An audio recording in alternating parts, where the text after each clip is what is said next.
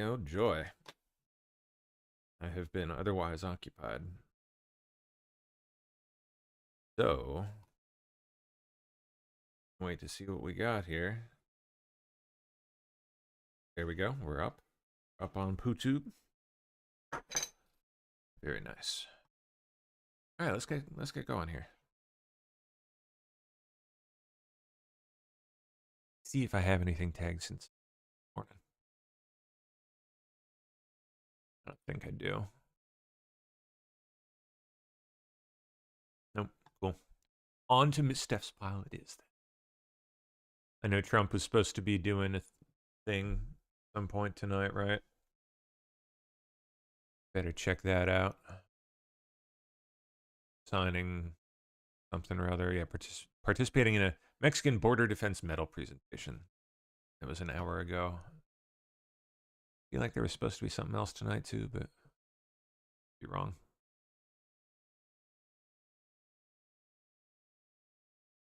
That's scheduled this. There it is. Okay, Christmas reception. So I'm guessing that has not happened yet. I don't think I see that anywhere on here, so I don't know if that's going to be a public thing or if it's private or what. If it goes live, we'll definitely be pulling it up. Sure. Hello out there, Vincent Hall in YouTube chat. I see you. Good evening. Good evening. All right, let's get to halfway through today here. Where did we leave off?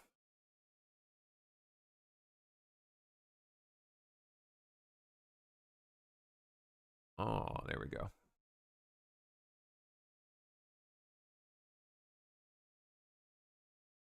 Wonder what the latest on the Rob Reiner thing is.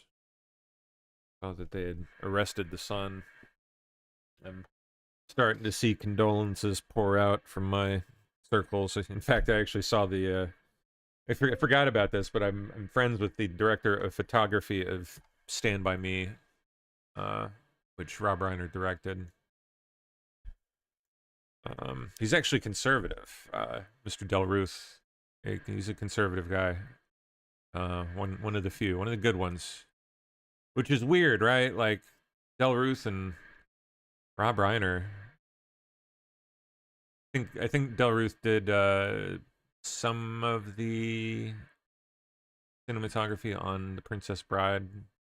He was not the number one guy. He was doing like second unit. But he was the photographer for Stand By Me, which is my favorite Rob Reiner film by far, I'd say. And he was just heartbroken. It was yet another that, and this time a conservative guy,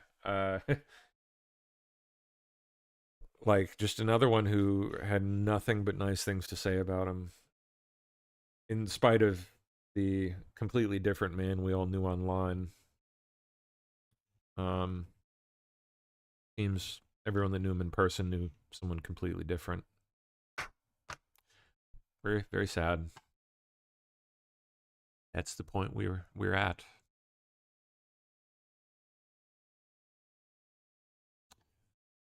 Okay, Senator John Kennedy's bill withholding senator pay during a government shutdown has been advanced by the Senate Rules Committee. Senators don't deserve a dime for the American taxpayer until they do their jobs. Bet.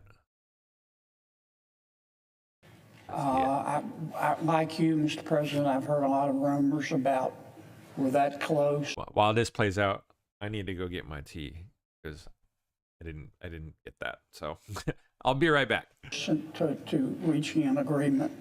We've been that close for a week. Frankly, I hope I'm wrong in saying this, but I don't think we're really that close. I wish we were, and I hope we are. But I think we're going to be in the shutdown a while longer. That doesn't give me any joy to say that. In the meantime, none of our staffs are being paid. No federal employees are being paid. I got some numbers in this morning that federal workers have had to borrow $365 million so far during this 36-day shutdown. in order just to pay their rent. Our military is only being paid partially. Our air traffic controllers are not being paid.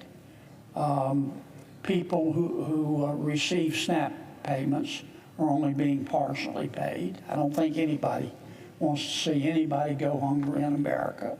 And that's not a partisan statement. I think that's a bipartisan statement. There's precedent for this, Mr. President. Some may say, well, this violates the 27th Amendment. I don't think it does. That's why I'm offering two different flavors of bills. But in 2013, President Obama did the same thing that I'm doing now. They were in a shutdown, and President Obama supported legislation that said, if you don't open up government by this certain date, then you're going to lose your paychecks. And guess what? Members of Congress had an epiphany, and they found religion. They had a Damascene moment, and they opened up government. And that's all this bill will do. I'm not trying to grandstand.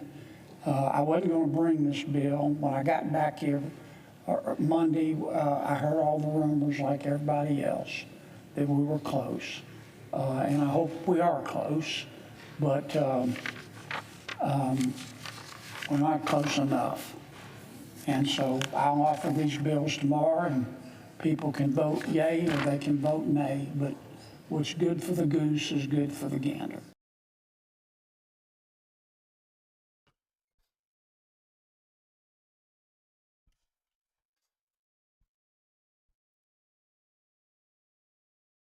Okay. Oh, there we go. Official police have booked Rob Reiner's son, Nick Reiner, for murder. Oh, speaking of, I saw another connection of mine, Facebook friend, who knew Nick Reiner. Give me a second.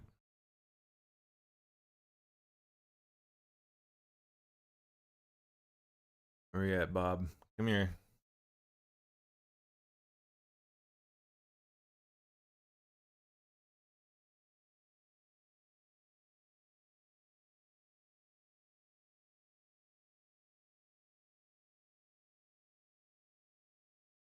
There we go. Yep, I've known this dude for years.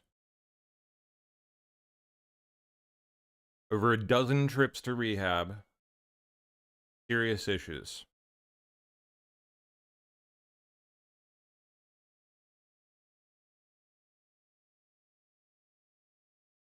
He was only 15 when he went for the first round of rehab. 15 years old. Good God.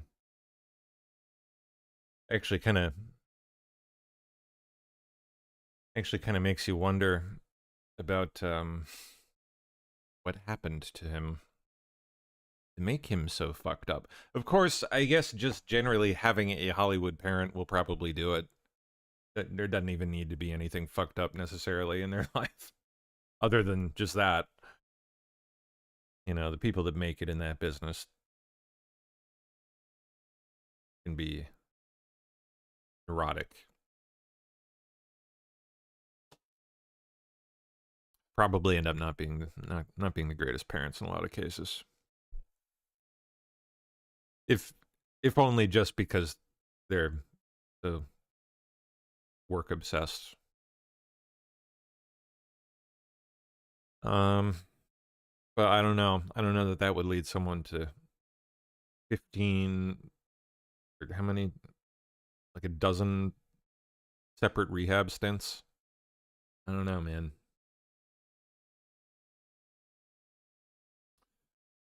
There was another one on here. Oh, there we go. I'm in absolute shock. Rob Reiner was a legend and a kind, brilliant man. Wonderful actor to work opposite on Hollywood, an iconic director. His wife was a lovely, generous person. I wish I'd been able to get to know her better.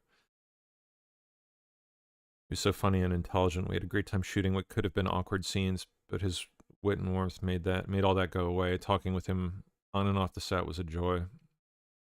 Doesn't seem possible. My deepest sorrow and condolences and prayers go out to their family.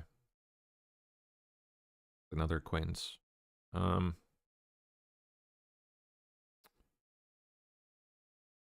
What else should I hear?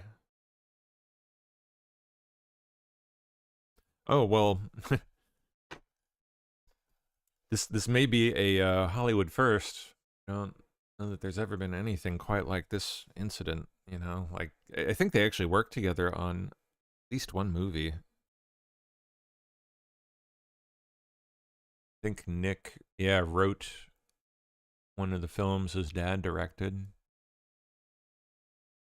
Being Charlie, if I remember right. Is that it? Yeah, that's it. Actually, not too bad of a movie. Something of an autobiographical film, I believe. Yeah. Field rehab stints.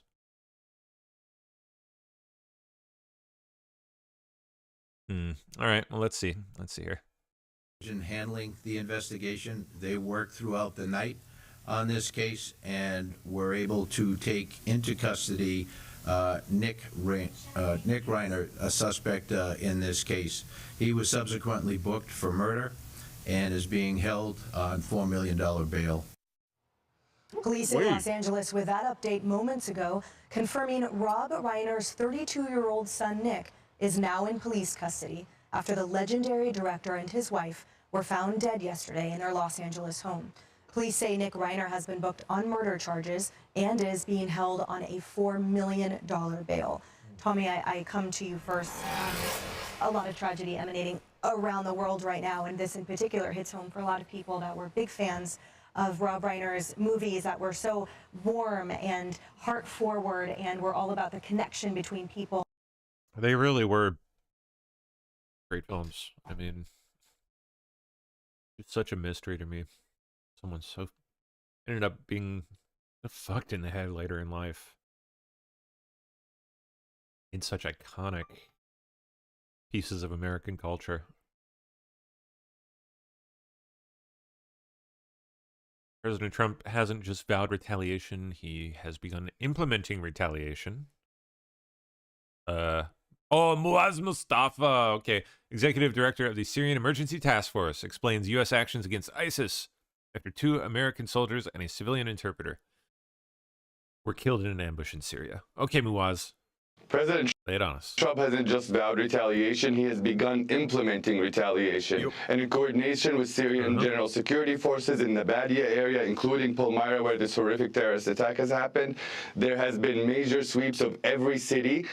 ISIS cells have been both arrested, neutralized, and there's been some arrests. We're going, and the U.S. military and Syrian forces are going after every ISIS network across, including people who had previous relationships with anything ISIS-related, are being pulled in, and there's been, and so that's ongoing. And I can tell you what the reason ISIS is doing these attacks. They just attacked Syrian forces yesterday in Idlib, killing 4 Syrian forces, is because they're terrified that now the United States and President Trump has taken Syria out of the sphere of Iran, Hezbollah, Russia, whatever, and has now made them an ally in the fight against ISIS. And these Syrian forces have the experience and expertise that is really key, alongside the greatest military in the world, the U.S. military. The enduring defeat of ISIS will happen under President's watch. I'm confident of that.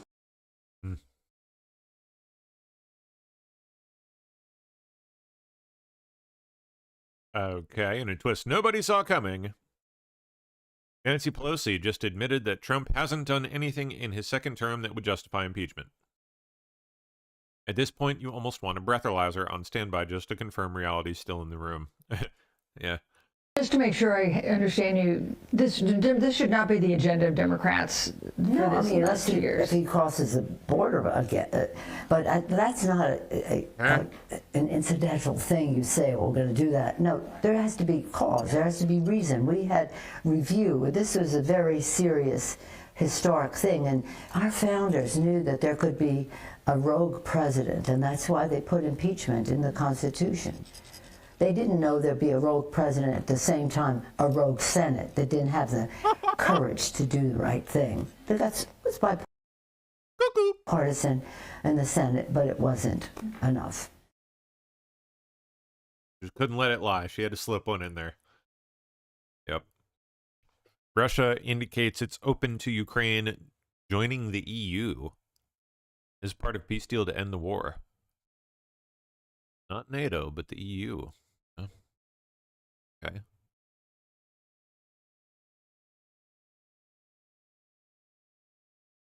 A congressional report alleges that DC Police Chief Pamela Smith, the one that didn't know what chain of command was, yeah, that one, falsified crime statistics and retaliated against commanders who reported increases in violent crime. Oh, so anyone that dared contradict the party line got a smackdown, huh? Led House Oversight Committee now releasing a report accusing the outgoing D.C. police chief of manipulating data to artificially lower crime statistics. Yep. Bill Malusian looking at the numbers. He's live on the Hill with this. Bill, what you find out? Bill, good morning to you. Those House Oversight Committee Republicans say the bottom line of what their investigation found is that the outgoing D.C. police chief was essentially cooking the books on crime data and trying to make the city seem a whole lot safer than it really was. Now, those House Republicans say what their investigation consisted of was interviewing all 7 commanders of D.C. Metro Police's patrol districts, including a former commander who's currently suspended for allegedly tampering with crime stats in his own district. And these are some of the conclusions they've made in their report. Wow. They allege that D.C. Metro Police Chief Pamela Smith pressured commanders to report lower crime stats by any means necessary. The commanders testified that Chief Smith even pushed them to pursue lesser charges that aren't publicly reported, even for serious crimes, and she required certain crimes to be reviewed by her office. Now, the report also says police commanders testified that Chief Smith punished them and retaliated against them if they tried to report accurate rising crime data, even... I wonder when the evidence is going to come out that this one and others like her were ordering that black people be labeled white people for, you know, reasons. Berating them in meetings and individually to pressure them into reporting those lower crime figures. Now, in a statement on the report, House Oversight Committee Chairman James Comer says in part, quote, Chief Pamela Smith coerced staff to report artificially low crime data and cultivated a culture of fear to achieve her agenda. Yep. Remember all those reports all around the country? That criminal black and brown people being labeled white in the system? Yeah.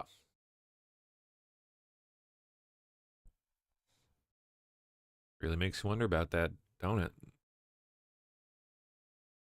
Sheila Matthews. We learned that Rob Reiner's son shot up... What? Shot up Wellbutrin? Like, with a needle? With the son, he was in and out of rehab. We did find out that he shot up Wellbutrin, which is Like shot up like a street drug? an antidepressant, With Wellbutrin? which is given to children in state care, by the way. Who would do that? So we have a behavioral health industry that's embedded in the government. You can't, she's got to be mistaken in that, right? No one would do that. And it fully supports it. There's no exit plan.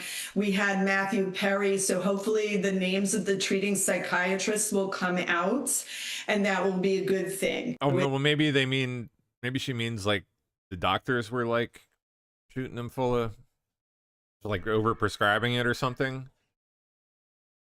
Like, shooting up Wellbutrin, just what? Yeah, I don't know, man. People do some stupid shit, but that would be pretty high up on the list.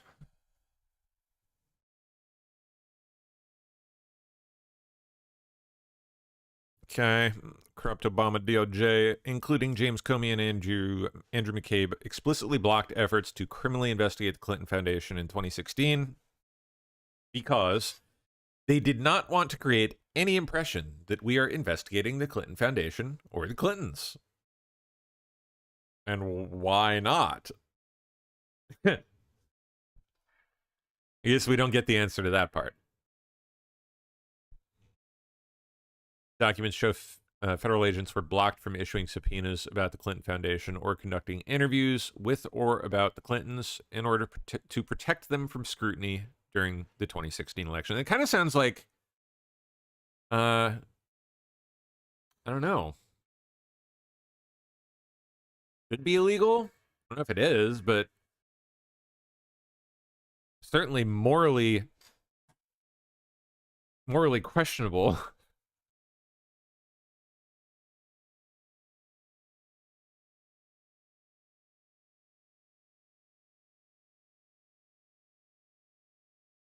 Sounds like election interference is what it sounds like. Ilhan Omar says her son was pulled over by ICE agents in Minnesota.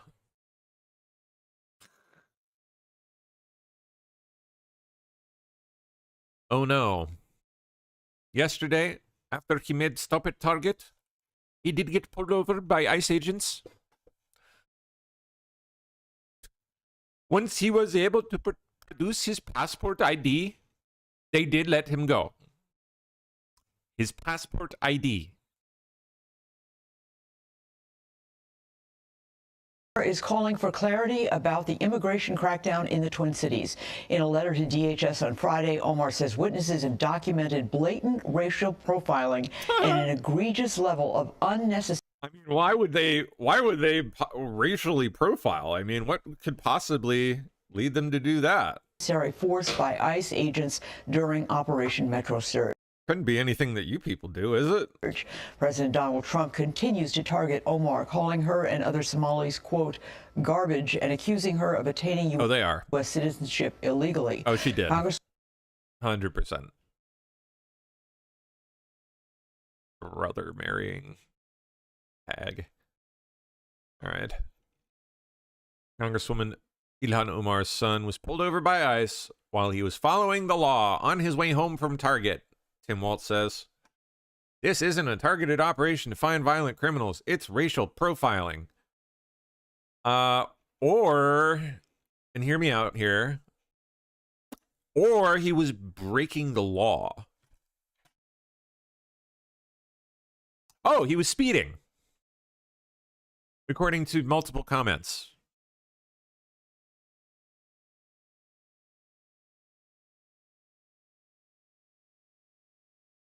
Okay. Oops. Pete Hexas says, please join me in prayer for the souls of our brave Army soldiers, Sergeant Edgar Brian Torres Tovar and Sergeant William Nathaniel Howard, who were killed by Islamic terrorists in Syria this past weekend. Ouch. There's photos.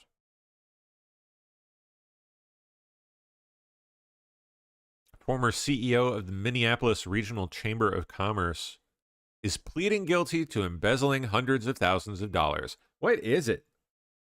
Up there in the water? I don't know what it is, but just like the fucking disease. Former CEO fraud of the everywhere. Minneapolis Regional Chamber of Commerce is pleading guilty to embezzling hundreds of thousands of dollars. Jonathan Weinhagen is charged in Minnesota federal court, and the details are crazy. According to the indictment, Weinhagen made up a fake person and company, James Sullivan of Synergy Partners, in order to funnel money to himself, which he allegedly used on things like a trip to Hawaii. When others in the chamber got suspicious, Weinhagen allegedly told them James Sullivan died, even creating a fake obituary to prove it. On top of that, Weinhagen is accused of clawing back money the chamber donated to Crime Stoppers to help solve the murders of Minneapolis children, and spending that money on himself. Check in the comments for more details on the plea deal. I'm Lou Ragoose. Follow for more news. The former CEO of the Minneapolis Regional Chamber of Commerce is pleading guilty to embezzling hundreds of thousands of dollars. Jonathan Weinhagen is charged in Minnesota federal court, and the details are crazy. According to the indictment, Weinhagen made up a fake person and company, James Sullivan of Synergy Partners, in order to funnel money to himself, which he allegedly used on things like a trip to Hawaii. When others in the chamber got suspicious, Weinhagen allegedly told them James Sullivan died, even creating a fake obituary to prove it. On top of that, Weinhagen is accused of clawing back money the chamber donated to Crime Stoppers to help solve the murders of Minneapolis children, and spending that money on himself. Check in the comments for more details on the plea deal. I'm Lou Ragoose. Follow for more news.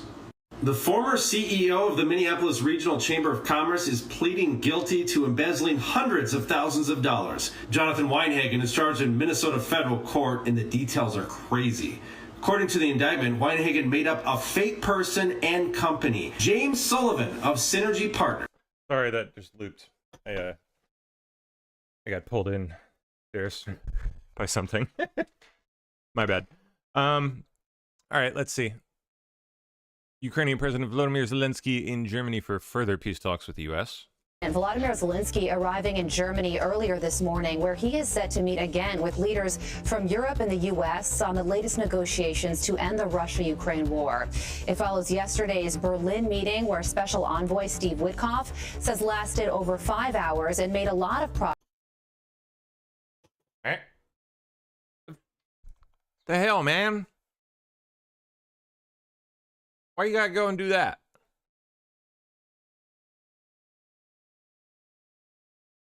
Man. Shit, man. All right. You know what? We gotta scan again. We gotta look.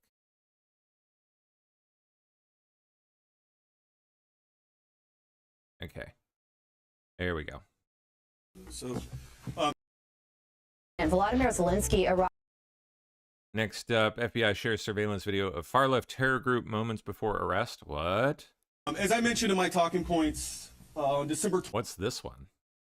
A group of individuals, again, members of this anti-government group, traveled out to the desert to test their explosive devices. They had precursor chemicals there, and they were going to create these bombs in the desert. What they are starting to do is put their chemicals and wares and the components out on the table there. This footage that you're watching is from our surveillance plane, and then what happened after this is the Los Angeles FBI SWAT team, along with the FBI's hostage rescue team, moved in and arrested all 4 subjects without incident. So, as I mentioned in my talking. Interesting. Far left terror group. Haven't heard anything about that one.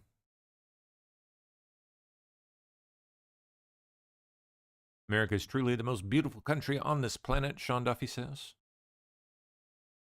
Producing the Stars and Steel Corvette, celebrating America's 250th. Nice.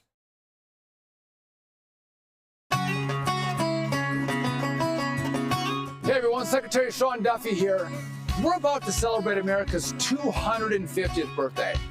There's no better way to celebrate a birthday than to hit the road. This is the Corvette Stars in Steel. Dang. Only 250 of them made to celebrate America's 250th birthday. We have an American flag on the front, stars and stripes. Beautiful. A little 250 Probably a reasonably smart investment right there. Recognition of our birthday. Over 1,000 horsepower in this Corvette. You check this out though. Interior, red accent, red stitching. Get it in. The seat wraps right around me. By the way, I have a plaque here recognizing our 250th birthday. But this is the best part of this vehicle. You're watching, but wait for it. Ready? We're gonna take this bad boy on a little test drive to the Army-Navy game. Here we go, America 250. Don't crash.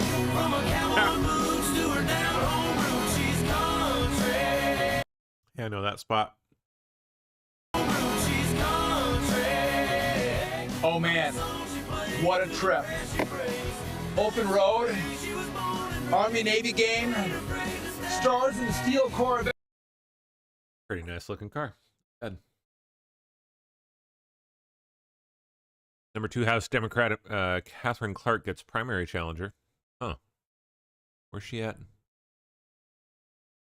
Massachusetts. Best of luck.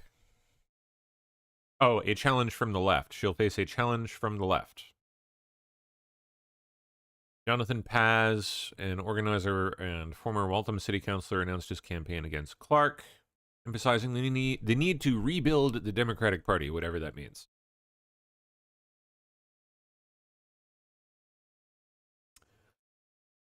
Our Democratic leaders are failing us. They're not stopping Trump.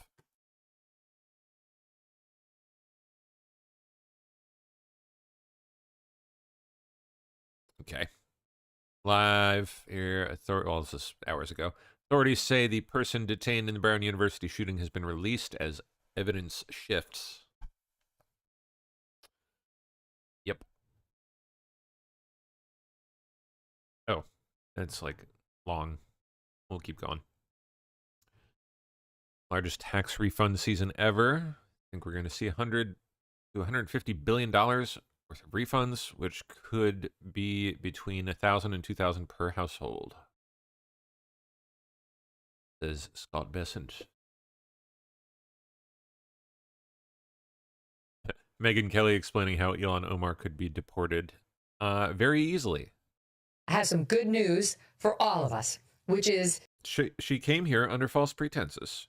She gained her current status under false pretenses. About Ilhan Omar. It starts bad, but then it gets good. She married her brother, allegedly, so that he could get into the country and be here, like an immigration matter. Trump keeps saying that she married her brother so she could get in. That's not it. She was already in. She was brought in by her dad when she was young, under 18.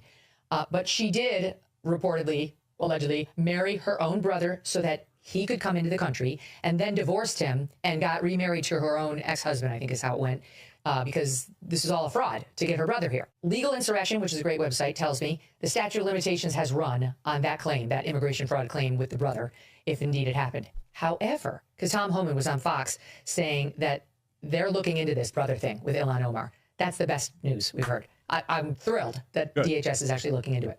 So if the statute of limitations has run on the brother situation, still it should be exposed and documented. There is the possibility that she's still in trouble because now they think, okay, let me just read the following. And they're citing this Matt Tardio on X.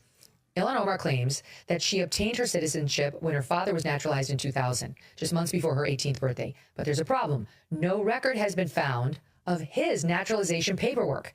In response to a FOIA request for her father's N-400 paperwork filed by A.J. Kern in June of 2023, the National Records Center was unable to locate any filings under his name. Question, can she be denaturalized and deported if this is substantiated? Answer, yes. If fraud was involved in her father's alleged naturalization, then her citizenship could be on the chopping block because that would be immigration fraud by the dad that would affect her. And that would be a political earthquake, Dave Smith, that if she's not a U.S. citizen, she can't be a U.S. House member, and she could be deported. I mean, like, I just want to give you that little nugget going off into the weeds. It might be evil how excited that prospect makes me, but that really would be something. I mean, geez, what a weird story. We deserve it. Yeah. Well, look, I mean, there's no self-respecting country can put up with people, and don't get me wrong, I could make, we've been bombing Somalia for 20 years, and hundreds, thousands of people have died in that country, and lots of people have fled over, like U.S. action. Like, I'm not trying to sound like a lefty here. I'm just a constitutionalist Ron Paul type guy who's like, we shouldn't have been doing that. But no self-respecting country. Can go someplace else. Yes, but no self-respecting country can have a system where anyone from the world can come in and then immediately start lecturing us about how our society is wrong and needs to be overhauled. It's so outrageous.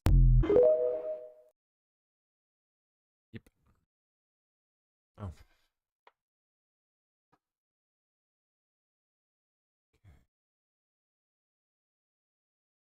Governor Waltz warned about $1 billion fraud in Minnesota and did nothing. Yeah. Office of the, Oversight Committee. Back there. Honey, I'm like right in the middle of a sentence here. You can ask me. We can talk about the hard drive later. All right.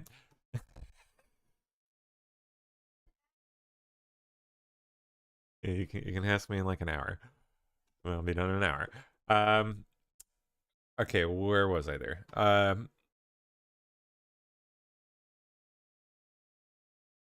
Well, I forget. We're just gonna skip it. Whatever. Elon Musk is now worth an astounding $600 billion. Most in human history. Saying on my phone, I don't know, some of you know this on the iPhone, they've got that little stock app. I added Tesla to it to give me a little boost during the day. 225 and dropping. So, and if you own one, we're not blaming you. You can take dental floss and pull the Tesla thing off, you know, and take out, just telling you. Saying on my phone, I don't know, some of you know this on the iPhone.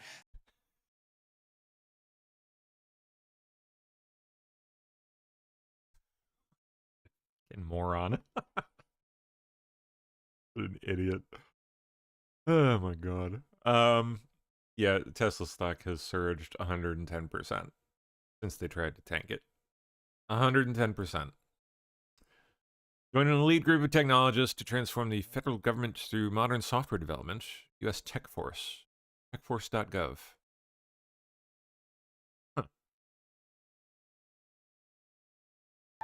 There was a moment when civilization hung in the balance.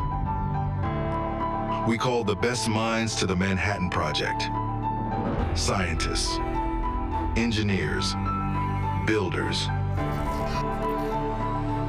They answered, and America prevailed.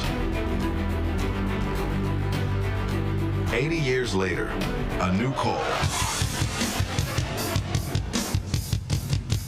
Our safeguards, our services, our systems, all run on code. Outdated. Yeah, like really bad.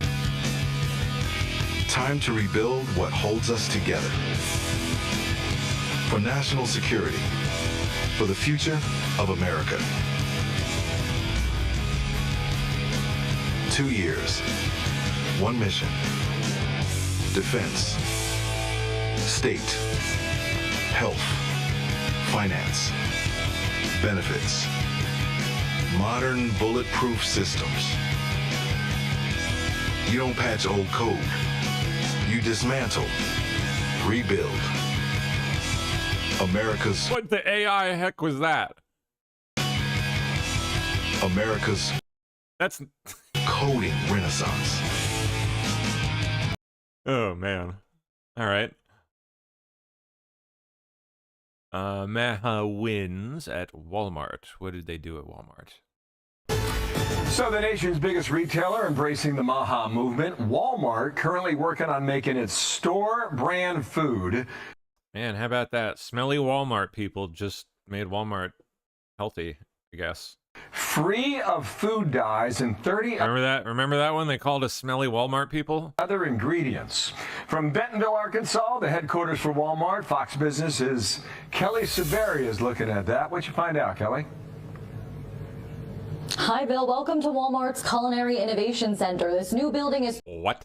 23,000 square feet where food scientists, chefs, and people like you and me taste test these foods. Now, this is a massive undertaking as the nation's biggest grocer, and each of these products has its own unique challenges. Take candy, for example. Not only are they taking out the colors of the original product, but they're also working out both the taste and texture, which we know is equally as important. And it's one of their top-selling categories. So let's take the sour worms, for example. They have titanium dioxide in them. And now they'll take that out, which removes that pop of neon. New versions use things like spirulina and turmeric for the color. And if you can believe it, I think the new version actually tastes better than the original. So I asked, how will Walmart, such a big company, present in 9 out of 10 homes, change the way Americans eat?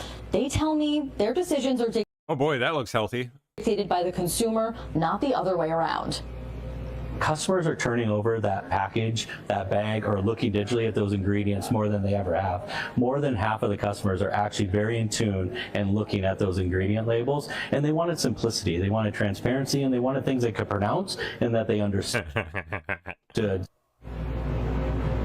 The part that I found most fascinating is the idea that they're aiming to keep their costs exactly the same. 70% of their portfolio is priced under $5. And all of this feels especially important as we round out the holidays this month. There are so many things that we need to entertain, and right now 90% of their fleet of products already has this dye-free promise. Now, What's going to happen with the rest of the products? By January of 2027, Walmart says they will have this promise finished and ready for their consumers. Oh, Back to okay. you. All right. Changing times indeed. Thank you. I guess that's something. No artificial food dyes? Okay. Not gonna be shopping at Walmart anytime soon, but good for you guys. Newly appointed head of MI6, Blaise Matrouli, or something, has accused Vladimir Putin of dragging out negotiations on a peace deal with Ukraine. Right, it's Putin that's dragging out negotiations, not Ukraine. Brilliant. Brilliant analysis there, MI6 lady. Let's be in no doubt. Our world is more dangerous and contested now than it has been for decades. Conflict is evolving and trust eroding just as new technologies spur both competition and dependence. We all continue to face the menace of an aggressive, expansionist and revisionist Russia seeking to subjugate Ukraine and harass NATO. I find it harrowing that hundreds of thousands have died, with the toll mounting every day because of Putin's historical distortions and his compromised desire for respect. He is dragging out negotiations and shifting the cost of war onto his own population. But Putin should be in no doubt. Our support is enduring. The pressure we apply on Ukraine's behalf will be sustained. Because it is fundamental not just to European sovereignty and security, but to global stability. Alongside the grinding war, Russia is testing us in the grey zone with tactics that are just below the threshold of war.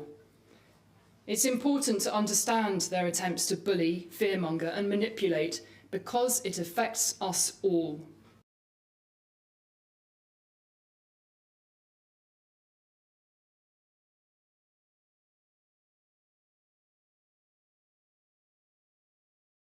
I don't know where they found that one, but nope. Trump must appoint Republicans to USPS board, currently run by a mail-in voting activist. Lord.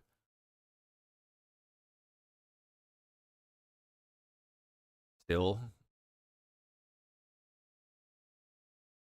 So, yeah, they better get that one done.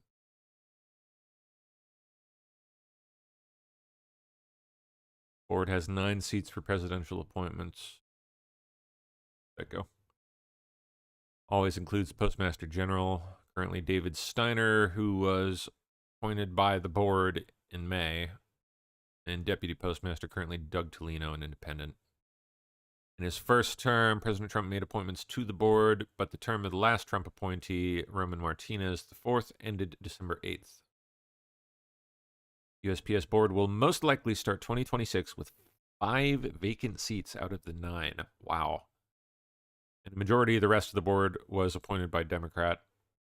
With no Republicans remaining, last month McReynolds was picked by the board to serve another term as its chair. McReynolds has called herself an independent, but she's a Democrat.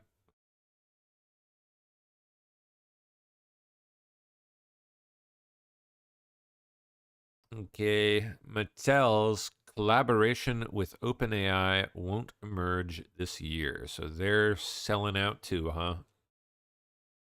On what? What kind of characters do they have? Mattel? Come on, get me around the effing paywall. Ah, where's my reader? Heck, man.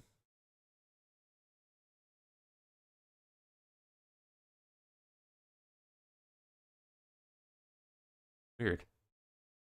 Right up here.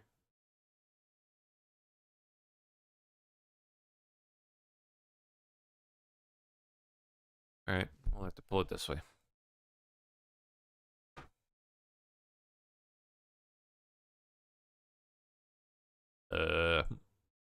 Oh no.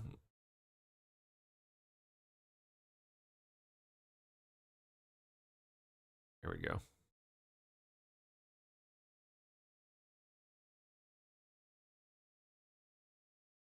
All right, come on. Oh, for the love of God.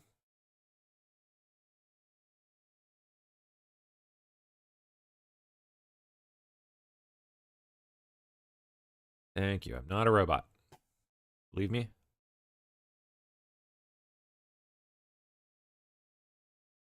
Okay, let's see. Mattel, which has been silent about its plans since announcing the collaboration back in June, confirmed that it won't hit its original target to announce a product during 2025. Don't have anything planned for the holiday season. What are they doing?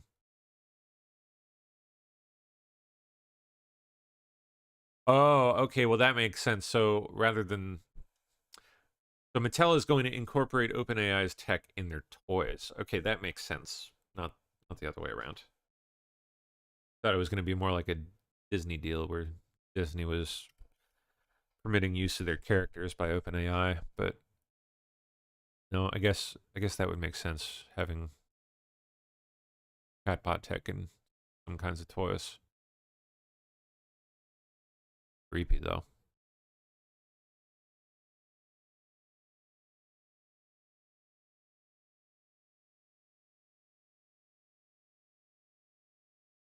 John Bolton, Mustache Man. Oh, he's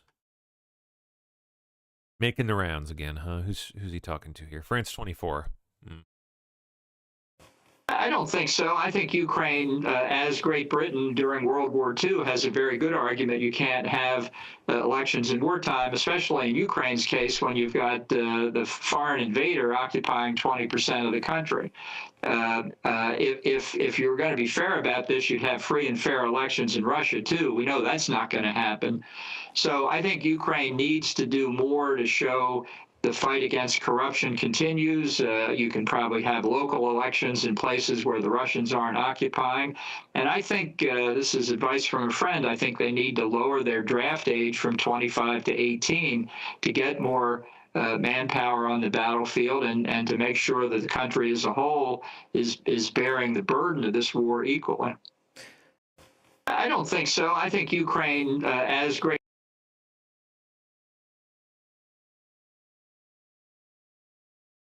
So they need to lower the draft age from 25 to 18, huh? Gotta kill the last remaining youth they've got left, huh? That's the way. That's the way, Mr. Bolton.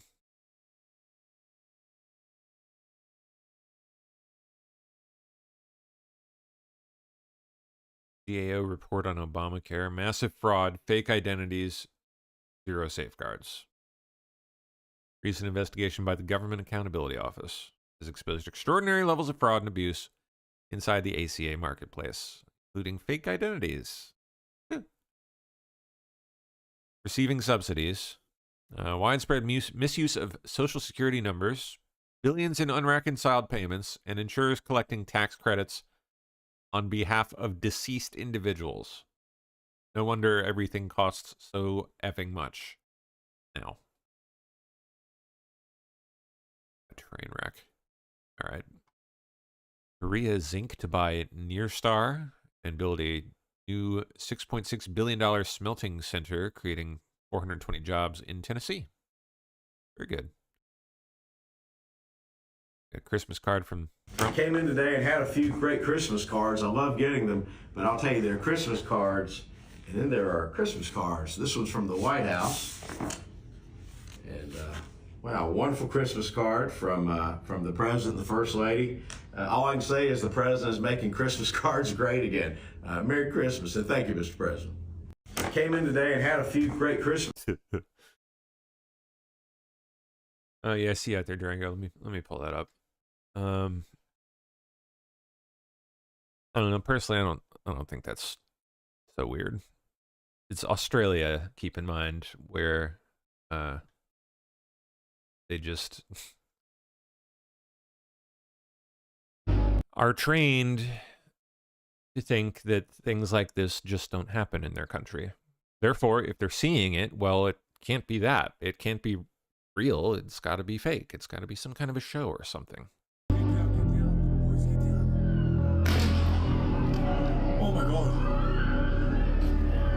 Yeah, you can see these guys in the background just like pointing at the shooter, basically. I guess people are making a big deal out of it or something.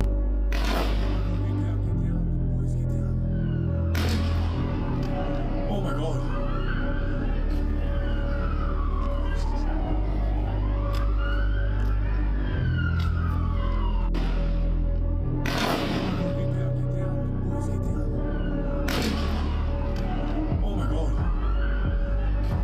Why is the dog blurred out?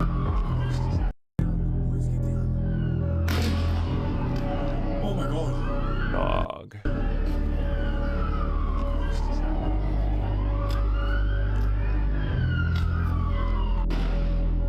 Oh, right there.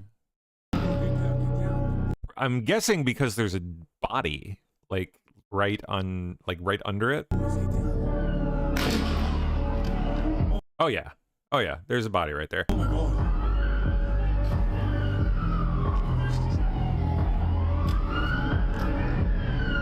Yep. Yeah, that's why. You can see it right there. The blur kind of shifts for a second. Actually a couple bodies. Right there, right there. Just shitty blurring. It's when you blur things in editing like that, it's not it's not an exact process. You have to so you basically have to like choose a frame, find the object that you want to blur, and then let the software track it forwards and backwards through the rest of the video. And on shitty videos like this, that is really not that easy for the software to do because it's so blurry. There's nothing to lock onto.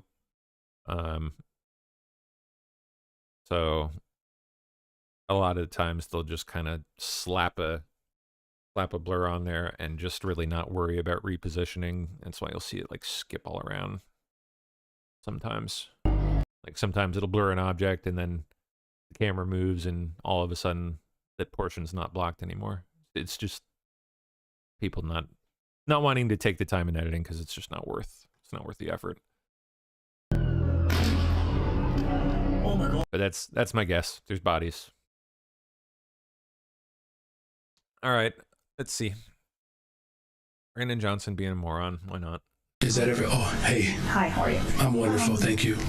No, you're not. We are 16 days away for the deadline for the budget. Today, 30 aldermen didn't show up to the council meeting. At this point, do you see there is a possibility of a shutdown? I'm working every single day, so is my team, to avoid a government shutdown. Now, I've said this before, I do believe, and I don't, first of all, I don't believe any city council members want a shutdown. I've said that repeatedly, but I do know that there are some outside of city council that would love to have destruction and chaos. Right, because the interests of the ultra wealthy, it thrives under that type of political condition. We're seeing that at the federal level, where the Trump administration is invoking and provoking chaos so that he can continue to provide tax breaks and benefit to the ultra rich. So that's why we made our...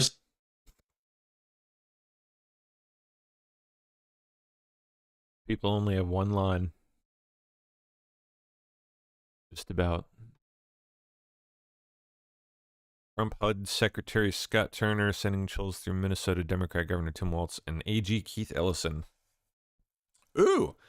Federal officials are on the ground targeting more Somali fraudsters. Good, because you bet your ass there is more where that came from.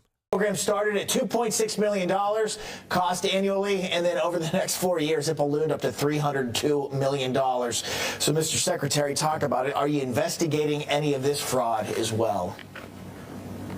Well, you know, Bob, I'm so glad that you've brought this to light. All of the fraud and the waste and the abuse that went on during the Biden administration. And this is just one case of the abuse. And I know at HUD, we have cut out any funding to any Somalis in our TPS program, any temporary protected status. HUD funding is cut off to them. And this is just one case of so much. But as you know, we have another investigation going on right now in the city of Boston. The program started at $2.6 million cost annually, and then over the next 4 years, it ballooned up to $302 million. So, Mr. Secretary, talk about it. Are you investigating any of this fraud as well? Well, you know, Bob, I'm so glad that you've brought this to light. All of the fraud and the waste and the abuse that went on during the Biden administration. And this is just one case of the abuse. And I know at HUD, we have cut out any funding to any Somalis in our TPS program, any temporary protected status. HUD funding is cut off to them. And this is just one case of so much. But as you know, we have another investigation going on right now in the city of Boston. The program started at $2.6 million cost annually, and then over the next 4 years, it ballooned up to $302 million. So, Mr. Secretary, talk about it. Are you investigating any of this fraud as well? Well, you know, Bob, I'm so glad that you've brought this to light. All of the fraud and the waste and the abuse that went on during the Biden administration. And this is just one case of the abuse. And I know at HUD, we have cut out any funding. Sorry, I just let that loop.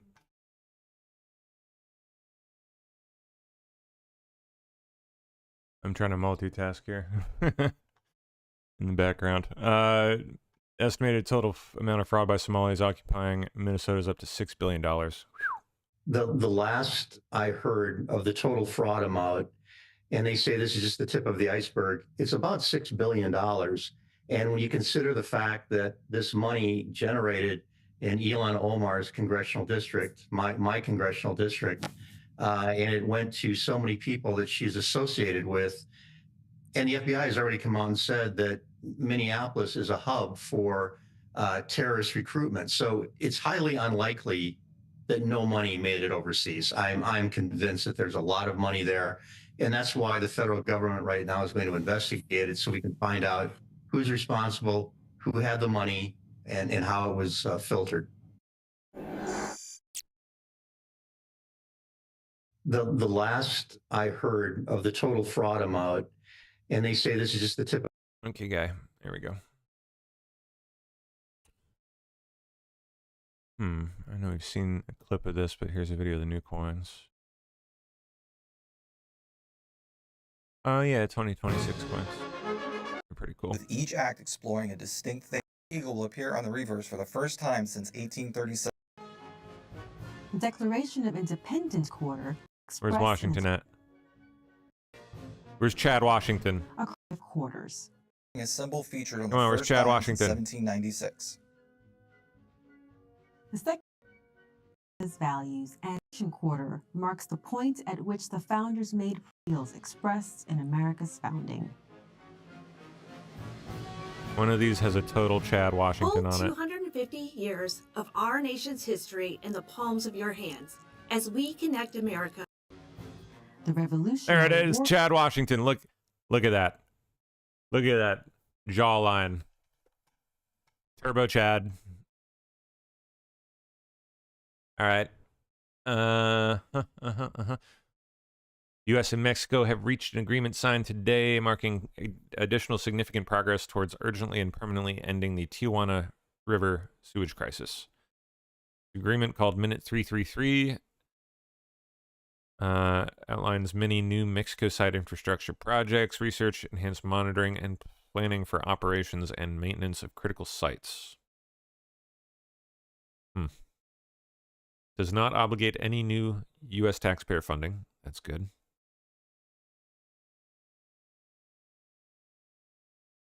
Which, wait, TSA worker does the Trump dance after receiving a 10K bonus? Nice. I would like to first and foremost thank the Almighty God for just this moment. Having come this far, so far in my TSA career, I'm thankful for this moment. To our president, thank you. To the Secretary of Homeland Security, thank you. I'm truly just at a loss for words, but I'm grateful. I'm grateful, grateful. And again, I'm grateful. I don't know what else to say, but I'm grateful. And if I could do one more thing, I do the Trump dance. Yeah, but I'm grateful. Thank you. And to the team. What a guy. Here at DFW, thank you. I never thought of taking a day off, but I just wanted to be here and wanted to see us get through this. We got through it. Thank you.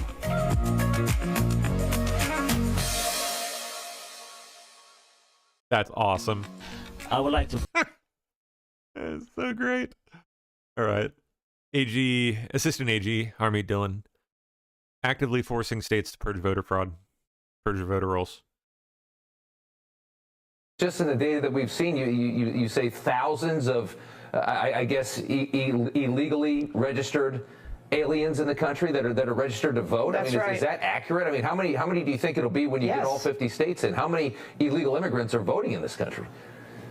Well, I mean, it could be legal or illegal, but it's illegal for any alien to vote in a federal election. That's the situation. Yes. And so green card holders can't vote, visa holders can't vote. And so I think it could be a six-figure number when you spread out over the whole country. Could be even higher than that. And when you think about the margin in the 2020 election and some other elections nationally, a few hundred votes here or there could absolutely turn the outcome of a national election. And a single vote can turn the outcome of a congressional race or a Senate race or something like that. And so we really have to take this seriously. And the left's response to this effort is, oh, there's not a lot of fraud. You know, they're exaggerating this. Right. There doesn't have to be a lot of fraud or any fraud for it to be a problem. It's a problem if someone goes and votes because they've been led to believe they are allowed to vote, and they don't get to vote. That affects all the elections in that state. And so we're going to put an end to that.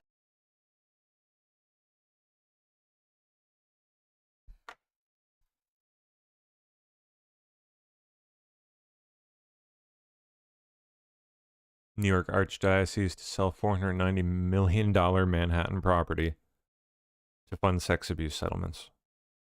Dang. Heck of a property, too. That is nice. That is really nice. Damn well ought to be for $500 million. It's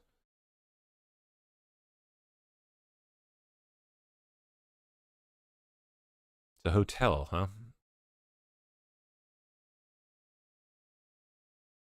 The Archdiocese will sell the land beneath the luxury lot New York Palace Hotel.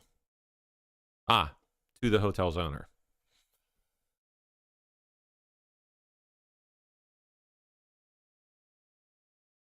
Wow.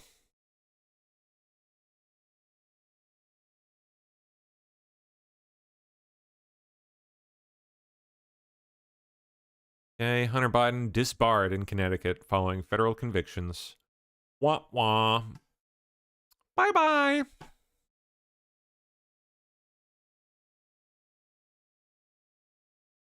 Oh, Nick Reiner, Rob's son, once described how he destroyed his parents' home in a drug-fueled rage.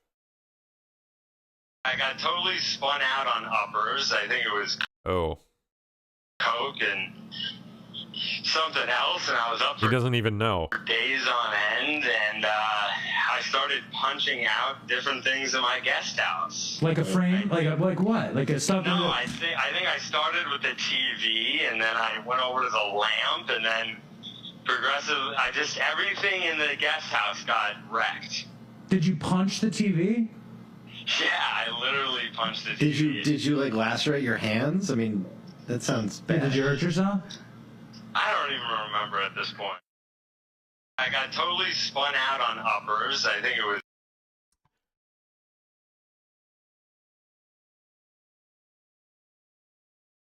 Barack Obama tells House Democrats that the party should focus on the midterms, not ideological divides. Whatever that means.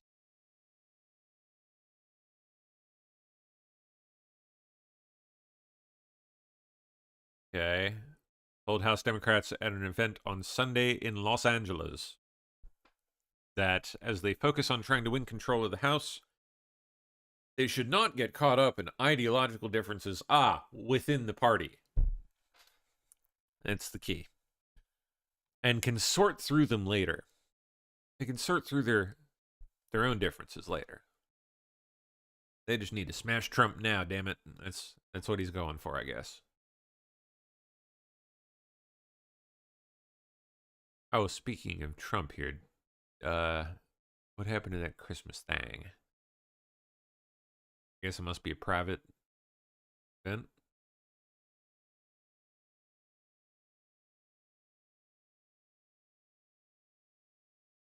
Get the highlight reel from the Mexican Border Defense Medal presentation here.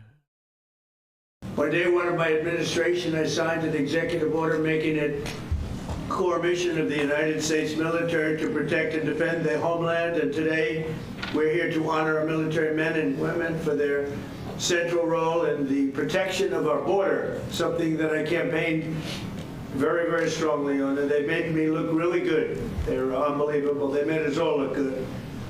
I mean, we went from having millions of people pouring over our border to having none in the last 8 months, none.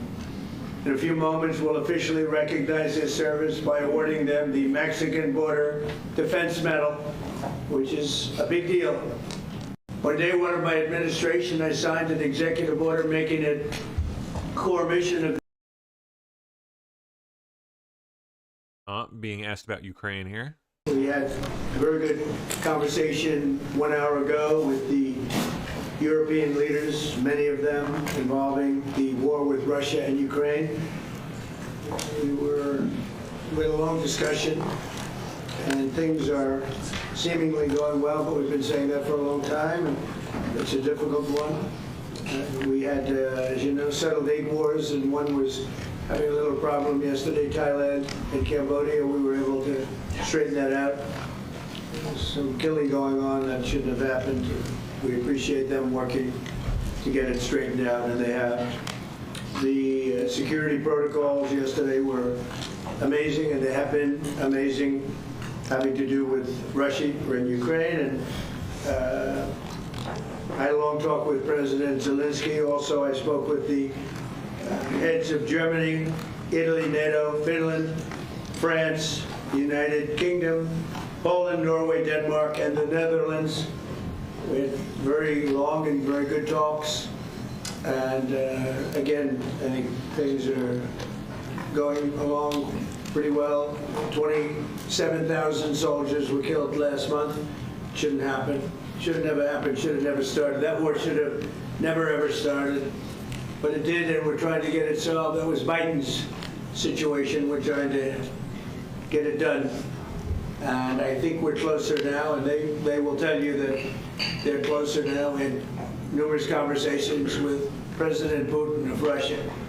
And I think we're closer now than we have been ever.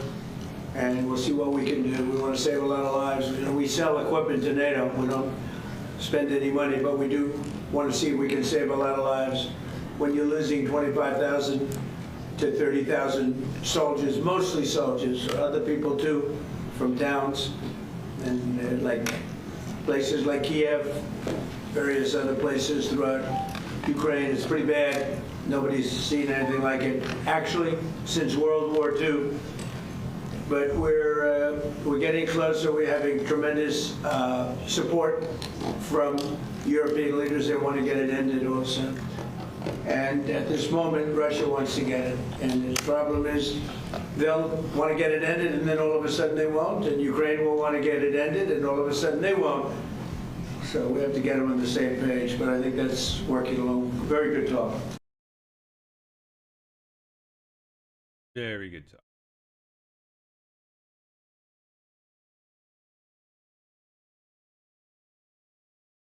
With the help of our great service members, we've stopped the invasion in its tracks, and we're dismantling the cartels very rapidly. And they are being declared enemies of the United States of America. They have been so declared, legally declared. More than 25,000 warriors have served in this historic operation. It is indeed an incredible and historic operation. And we've never done anything so effectively, and we've had a lot of victories. They've spent night and day enduring scorching hot and bitter cold, and they've given up their holidays and their weekends, working with the officers of Customs and Border Protection. Our armed forces have already conducted nearly 13,000 patrols along the border, and today we give these great warriors the recognition that they have earned, and they have really earned it. The military component of our border security efforts is just the beginning. We're also designating the drug cartels as foreign terrorist organizations, a big deal from a legal standpoint and military standpoint. We've ended catch and release, and we endured and ensured that anyone who sets foot across our border illegally is intercepted, arrested, and immediately deported, or if they're really bad, they're put into prison because we don't want to ever take a chance if they come back. As a result, illegal border crossings have plummeted to the lowest level ever recorded in the history of our country. Think of that. The history of our country. You can all be very proud. For the past 7 months, 0 illegal aliens have been admitted to the United States of America. We inherited the worst border in the history of our country, one of the worst borders, I would say, in the world. I can't imagine any border in the world being worse, when they allowed 25 million people to come in. And again, many of these people are gang members and from prisons and jails, from mental institutions and insane asylums. And some of the worst people on earth, they're allowed to come into our country. We're getting a lot of them out. We're getting, we've made a big dent.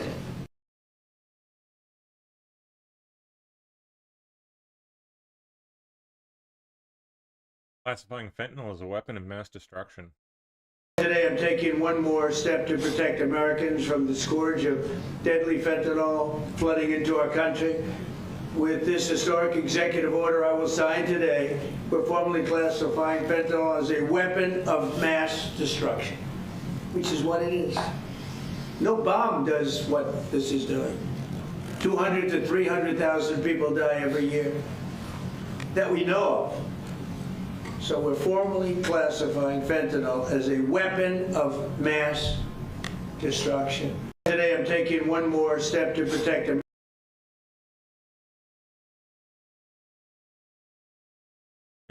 Commenting on the governor of Colorado and Tina Peters. The poorly run state of Colorado with a governor who's incompetent, and frankly with a governor that won't allow our wonderful Tina to come out of a jail, in a high-intensity jail, because she caught people cheating on an election, and they said she was cheating. She wasn't cheating.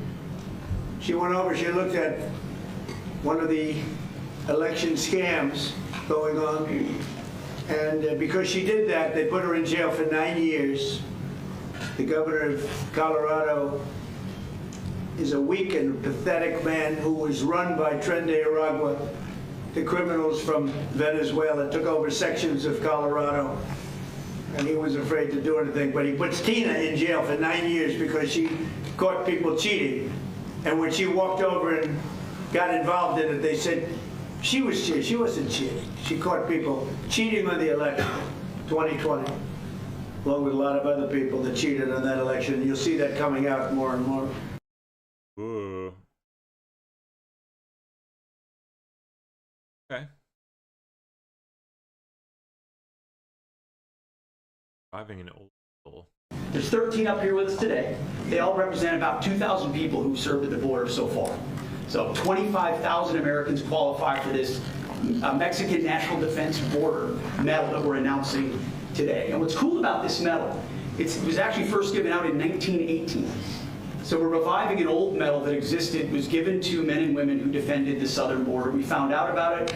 We used the exact same foundry with the exact same imagery, same color, same medal, same everything. So our men and women will be wearing that very same medal as Americans 100 years before who were asked to defend the sovereignty of our country. President Trump was elected to do that. You have done that, Mr. President. We're proud of this mission. We're proud to defend the American people. And pinning these medals on is an example of how important it is to us. So thank you, Mr. President. Thank you. There's 13 up here with us today. They all represent about 2,000 people who served at the border.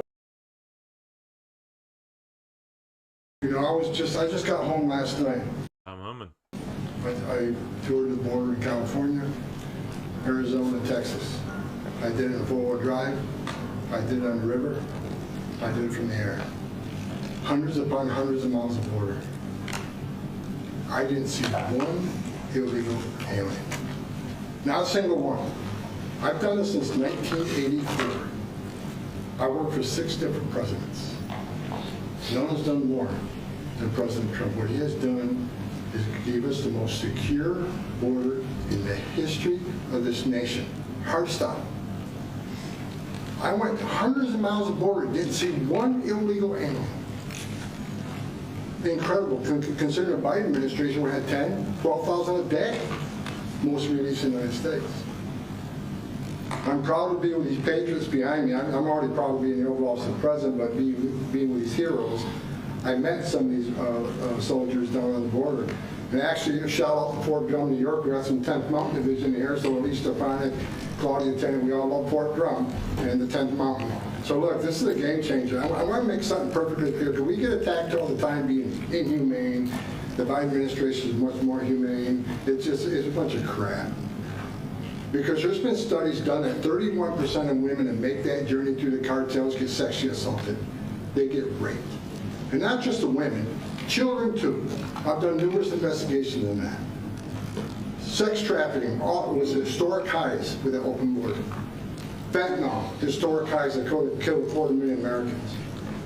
No suspected terrorists that came across the border. Record, historic. What happened under the Biden administration was the most inhumane thing I've seen in my own time. Now that the border is 96% decline, 96% less people are coming, how many women aren't being raped? How many children aren't dying making that journey? How many women and children aren't being sex trafficked into this country every day? How many known suspected terrorists aren't just walking across that border? President Trump and this administration is saving thousands of lives every month. Hard stop. That's just a stone cold fact. I'm just proud to be a part of this. I work with Steve Miller every day. Steve Miller is one of the most brilliant people I've met in my entire life. President Trump brought together one hell of a team here, and the success proved. We all working together, one team, one fight. We're not done yet. We're going to keep going, and I guarantee you we're going to continue saving thousands and thousands of lives. Secure border means strong national security. Secure border saves lives. Thank you.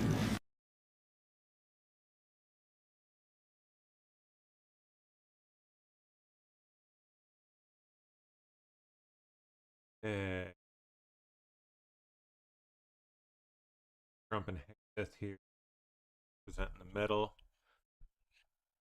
Okay, let's do the medals, and I'll be signing this. Maybe you'll do the medals first, and then I'll sign it, okay? Please.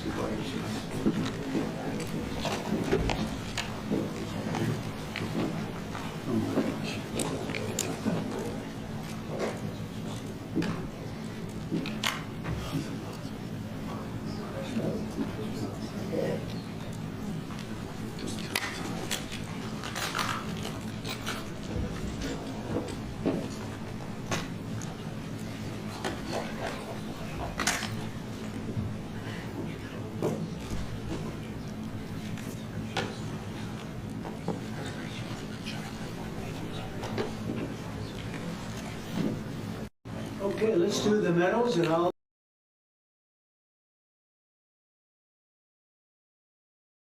Is it accurate that you are considering an executive order to reclassify marijuana? We are considering that, yeah. Okay. Really? Are you planning? Because a lot of people want to see it, the reclassification, because it leads to tremendous amounts of research that can't be done unless you reclassify. So we are looking at that very strongly. Is it accurate that you are considering an executive order? That would be quite a move. I think the intent would probably be towards the medical side of things.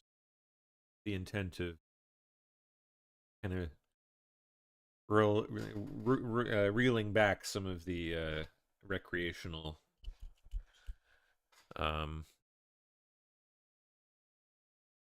industries that have sprung up here.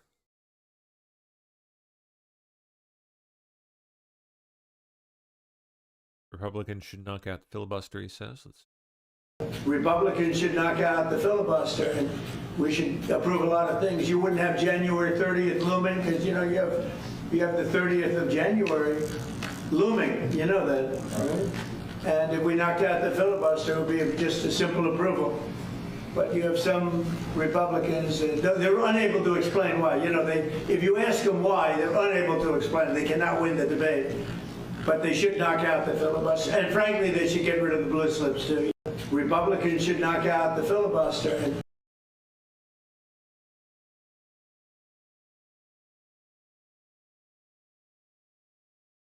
Okay, dozens swarm ICE agents operating in South Minneapolis. Officers now ordering people off the streets, getting increasingly volatile. The guy is on the top. Yes! He's on top. He's a top. You can listen for the top. He's a top. He's a prison. The first 5 times he said.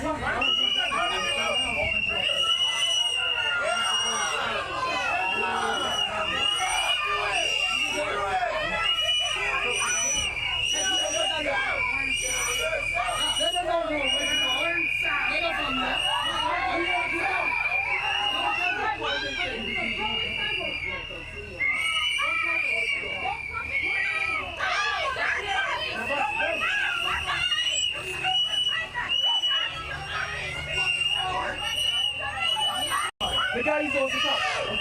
Yes! Oh boy.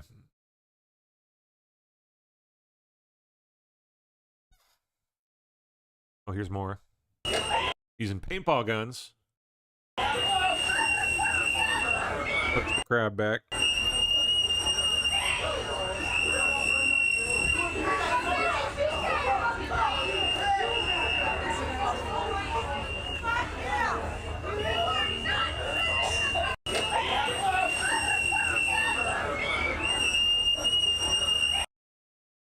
Complete with rape whistles. You know, for all the rape that's going on. On this day, 234 years ago, the Bill of Rights was ratified, indeed.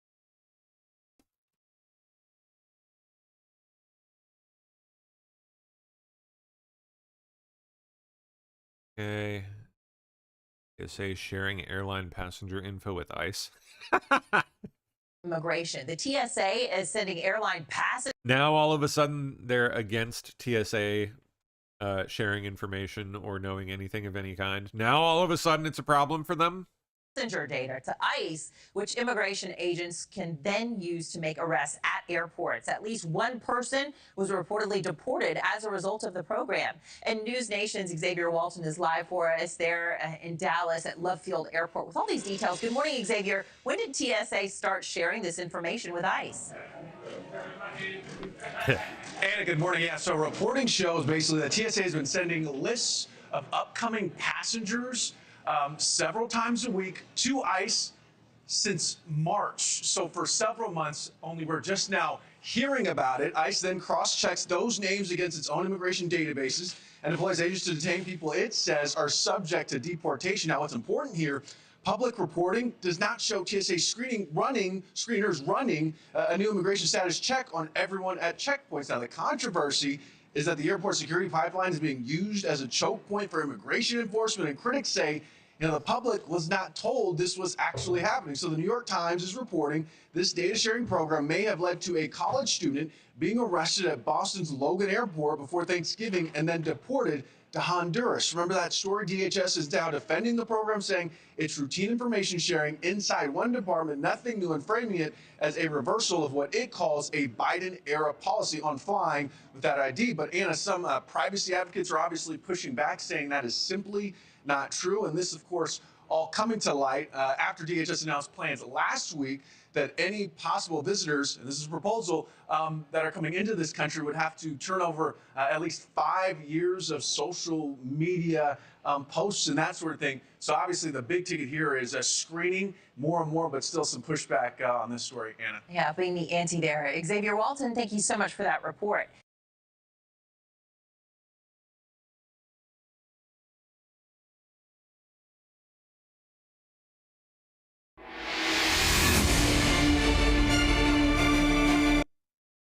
Oh.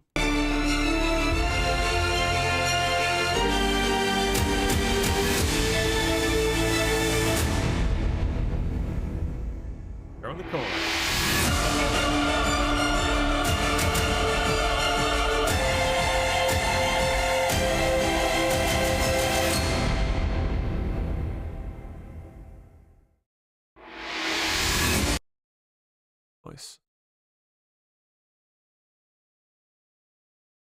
Okay, Kash Patel an hour ago. FBI and Providence, Rhode Island Police Department are releasing new images of a person of interest in the mass shooting at Brown University on December 13th. FBI is offering a reward up to $50K for info leading to the ID, arrest, and conviction of the individual in question here.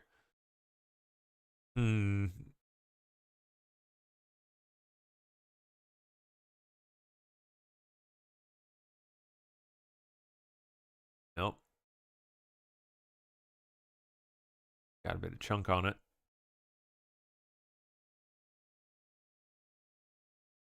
Do we get any other info about them? No. ICE agents were just swarmed by violent insurrectionists in Minnesota. More of that. Oh no.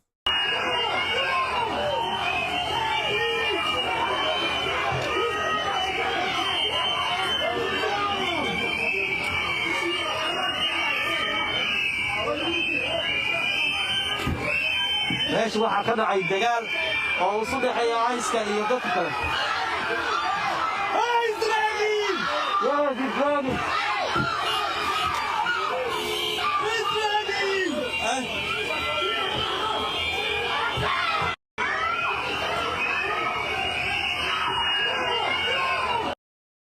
Yeesh.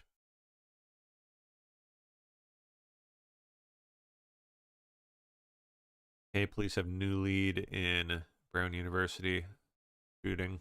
We're showing you. This is the individual Police just released new footage. walking. It's on the sidewalk of Benevolent.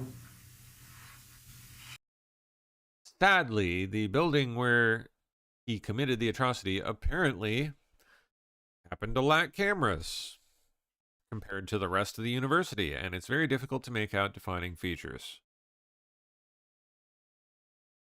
We're showing you. This is the individual Of course, if this person did their homework, they easily could have noticed that. walking. It's on the sidewalk of Benevolent.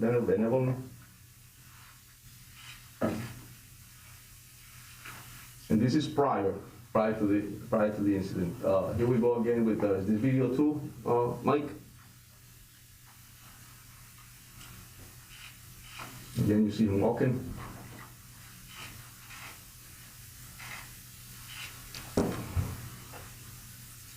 Move on to the third video.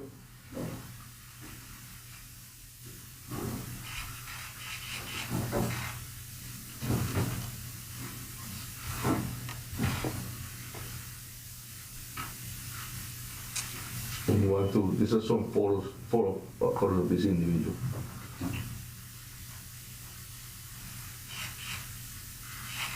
And they will all be time-stamped.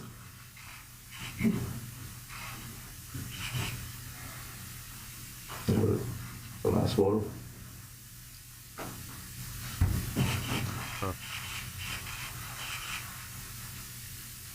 Thank you. So we'll be providing this as well, and I ask you all to please make sure you put them up, and then anybody in the public that has any info about this individual, we ask that you call our tip line, and we'll also have the numbers in the website listed. Mayor? Thank you, Colonel.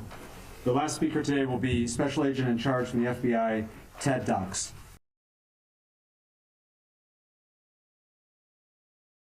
Huh. Just in, PayPal applies to become a bank.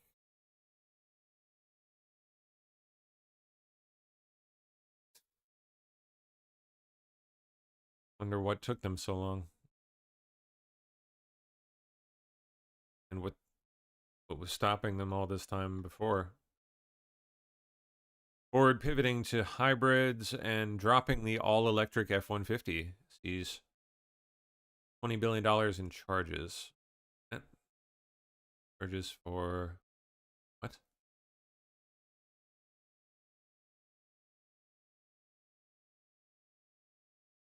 Yeah. Companies' pivot to match customer demand will come with almost $20 billion in charges to be taken now through 2027. Not sure what those charges are or what that even means exactly.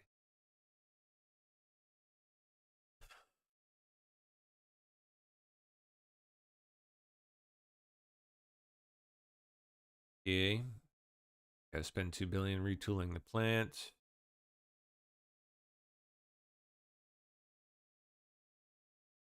Raised year-end profit outlook to $7 billion.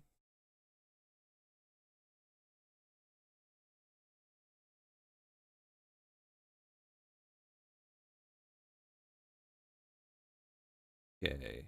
Oh, John Solomon here. Nice. Listen in. How are we going to win this war on the enemy within the deep state that you've been hammering for years and years and years? Tell us about your story when you don't know who's really on your side of the football and who's with us and who's against us, sir. Well, what you end up seeing in this story this morning is that even during the first Trump administration, there were people in the Justice Department and the FBI who were protecting Hillary Clinton and Bill Clinton from the sort of justice they should face for a pay-to-play scheme involving their foundation and Hillary Clinton's decisions as Secretary of State. Extraordinary memos, extraordinary details. We learned for the first time in these documents that Kash Patel and Pam Bondi gave to Chuck Grassley, Chuck Grassley gave to Just the News, that the FBI first intercepted information suggesting a pay-to-play scheme with Hillary Clinton back in 2010. They were sitting, or they had a recording, a consensual recording made of a conversation by a famous Democrat, Indian-American Democrat donor fundraiser named Chatwell. He would eventually go be convicted of some fundraising crimes, but the concern in that call was not excessive limits or contributions exceeding the limits. It was the idea that foreigners were lining up and they were going to give money to the Clinton Foundation so that Hillary Clinton could make favorable decisions for them and their countries and their foreign companies. That didn't go anywhere during the Obama years. In 2016, 3 separate FBI offices, as you and I have talked about, because these were earlier documents we got, opened up, and then on the Clinton Foundation, Little Rock, Washington, D.C., and New York all believe they had clear evidence of a pay-to-play corruption scheme involving the Clintons. As we mentioned the last time we talked about this, Sally Yates gave a command from the deputy attorney saying, shut it down. But inside the FBI, 16, 17, 18, it kept getting shut down. Andy McCabe kept shutting it down, kept putting pressure there to shut it down. When is the statute of limitations run out on McCabe and these guys to get them off? Because I'm hearing it's like the last week of January of next year. Well, remember McCabe left in 2017, so 5 years is 2022. The real statute is in 2026. If you take the conspiracy case that Florida is about to begin in January, the clock is ticking, but you can bring a very big conspiracy case, and that case is now underway. For the first time, I can confirm they're bringing witnesses and evidence before a grand jury in Florida to look at the last decade as one ongoing criminal conspiracy. Well, dang. There we go. That's the kind of shit you like to hear, isn't it?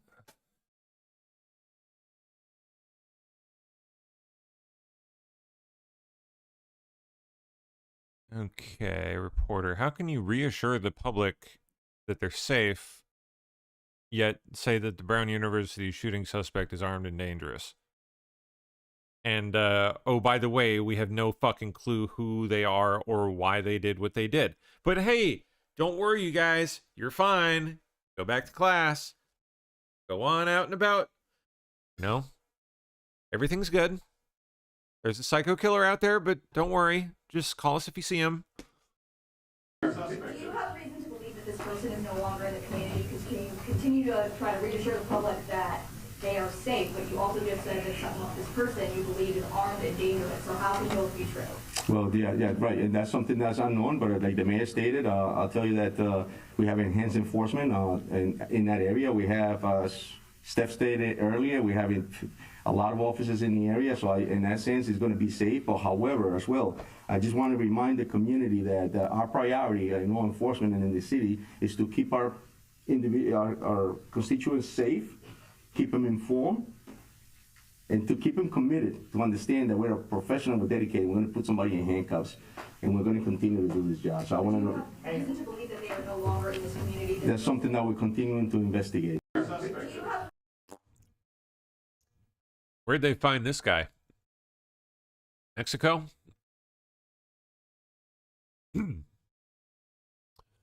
Declassified FBI documents on Andrew McCabe and the Clinton Foundation investigation. Okay. Oh. Just released by Chuck Grassley, newly obtained and declassified.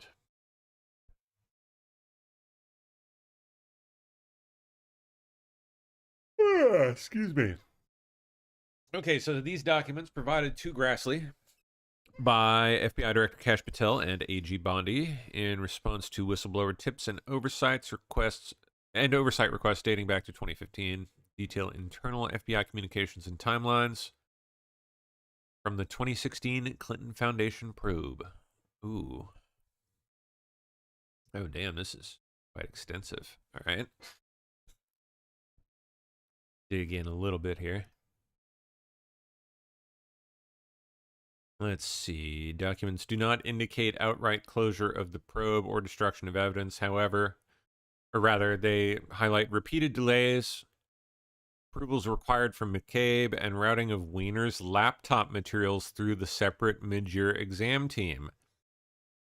Something about that Weiner laptop, man.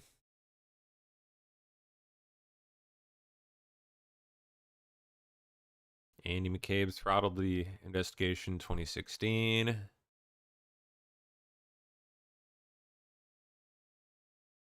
Denying field agents evidence from Weiner laptop. Okay, this I want to read.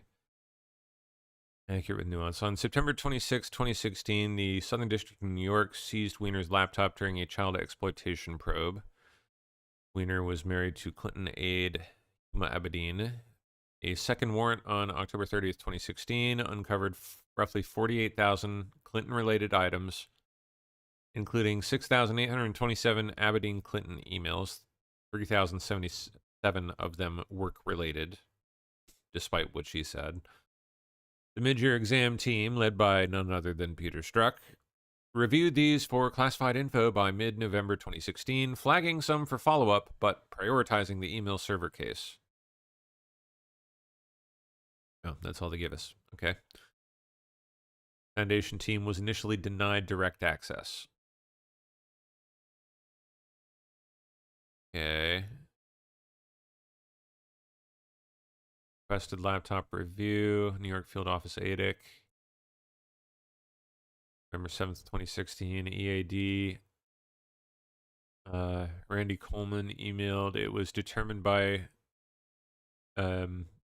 D.D. McCabe and EAD Steinbach that any follow-on investigative activity concerning the emails located on Anthony Weiner's laptop would be reviewed by the mid-year investigative team.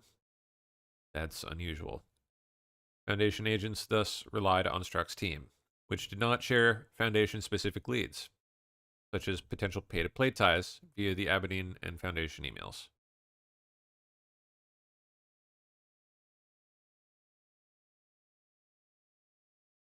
Okay. November 15th, 2016 report summarized findings but omitted broader Foundation angles. The probe reopened in July 2017 under Trump. That's good. But EDAR prosecutors like Cody Highland later sought and were denied full Weiner data in 2018 through 2020 for probable cause on statutes like bribery. A 2020 warrant for Weiner's hard drive was withdrawn due to procedural hurdles. Jeez.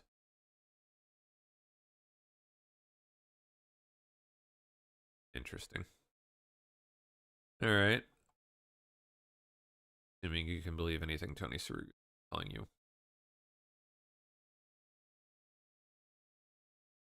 Which kind of depends on where he's getting it from.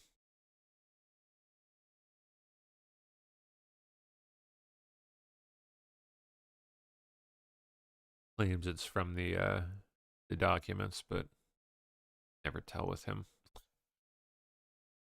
All right, anything else in here worth checking out? I think that was probably about it. Yeah, we already knew that one. Avoid creating any impression we're investigating the Clintons. Okay, BBC. Epstein's UK flights had alleged British abuse victims on board, the BBC finds. Almost 90 flights linked to Jeffrey Epstein arrived at and departed from UK airports, some with British women on board who say that they were abused by the billionaire. We have established that 3 British women who were allegedly trafficked appeared in Epstein's records of flights in and out of the UK.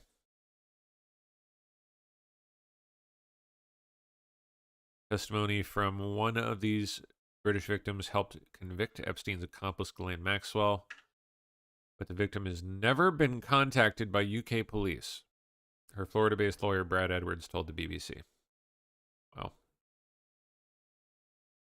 the woman, given the name Kate in the trial, was listed as having been on more than 10 flights paid for by Epstein in and out of the UK between 1999 and 2006. Wow.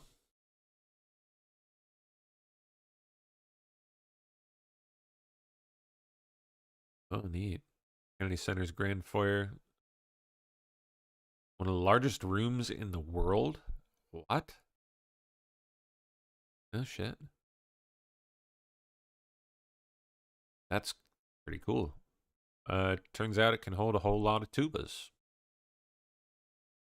Join us at our Millennium stage for a Merry Tuba Christmas. Huh. Okay.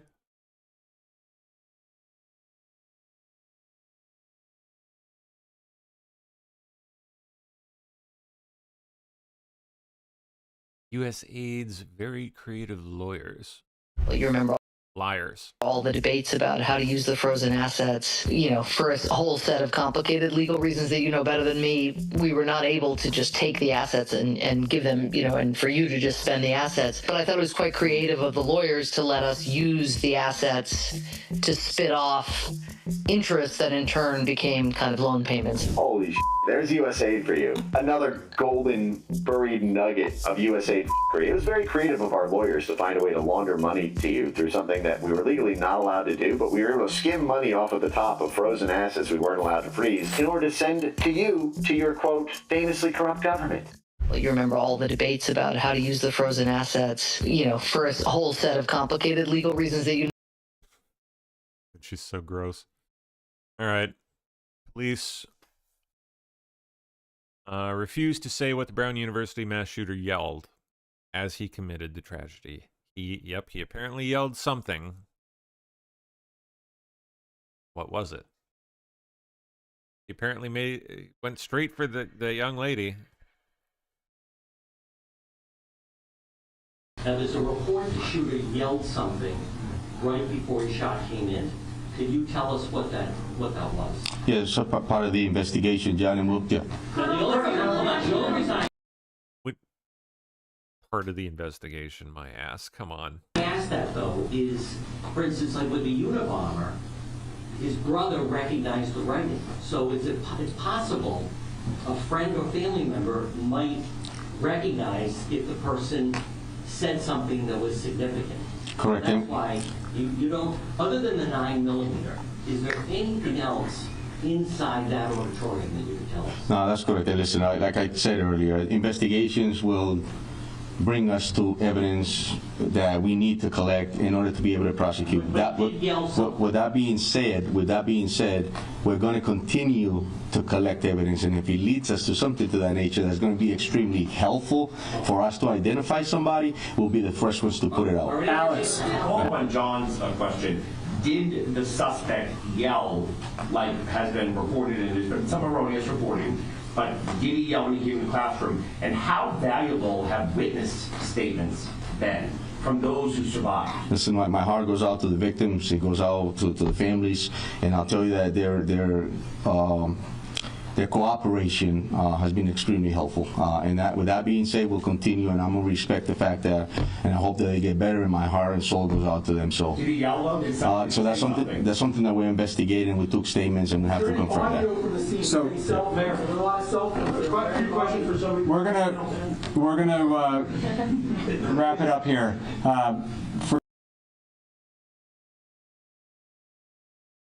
Wow.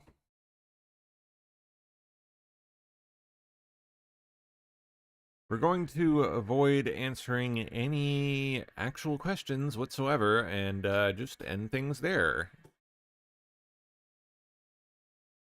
Okay.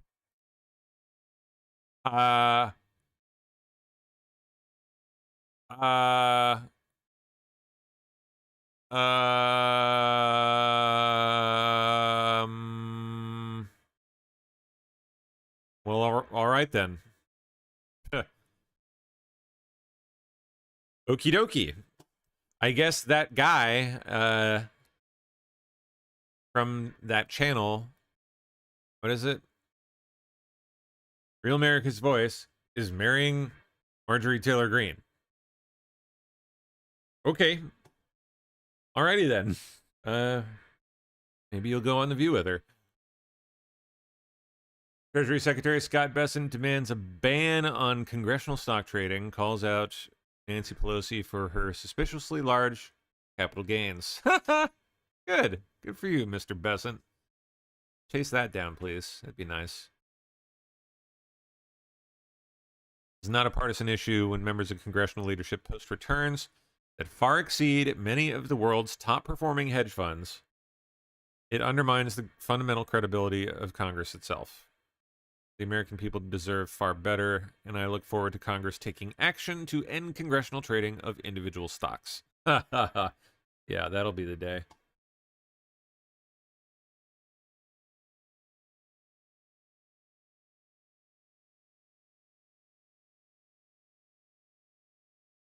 Will they actually do it? Yeah, I don't know, man. Okay. Well, we got, what, 5 minutes left here.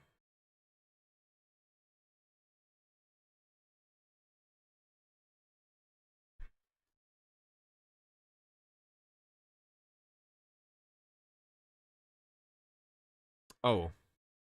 See. Did they ever come up with that Christmas thing? Guess not. Nope.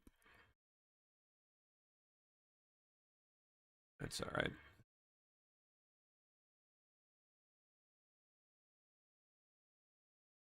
Republicans should. Saw that on the filibuster.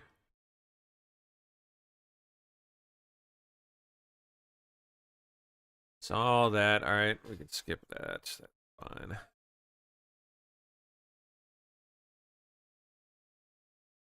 See if we can find anything else here. Oh, Erica Kirk. Oh, didn't Candace Owens and Kirk just meet yesterday or something? What happened with all that?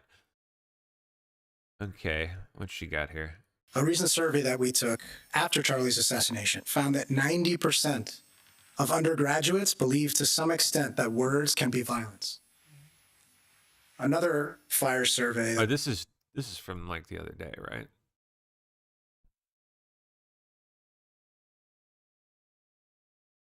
I thought this happened like a couple days ago. CBS Town Hall or whatever.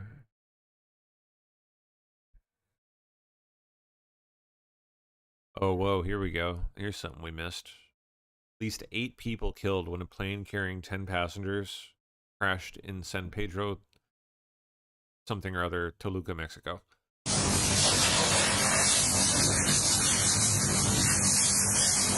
Yikes.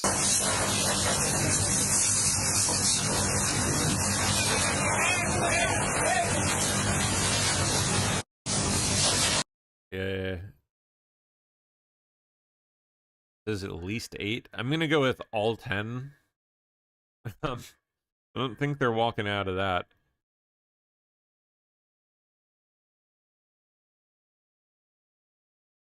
Oh boy, here they go. They're starting the gun control push.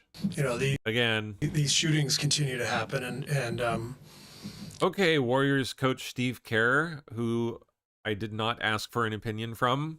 there is something we can do about it. It's human nature just just to think, you know, this is so horrible. Let's just not even think about it. But we have to think about it, you know, and the vast majority of gun owners in this country are responsible, law-abiding citizens. They have every right. That's why we're just going to punish them.